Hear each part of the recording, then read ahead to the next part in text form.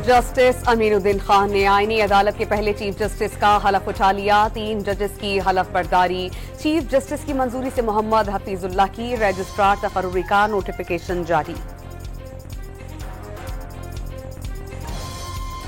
सदर आसिफ अली जरदारी ने जस्टिस मंसूर अली शाह और जस्टिस अतहर मिनुल्लाह के इस्तीफे मंजूर कर लिए। दोनों जजेस ने गुज़श्ता रोज अपने इस्तीफे सदर मुमलिकत को भिजवाए थे।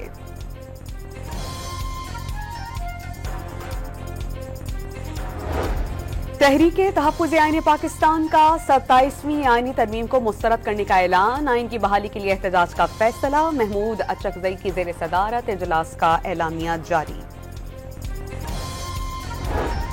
और श्रीलंका के 289 रन हदफ के ताक़ुब में पाकिस्तान की बैटिंग जारी। कुछ देर क़ब्ल तक बगैर एक विकेट के नुकसान पर 77 रन बना लिए।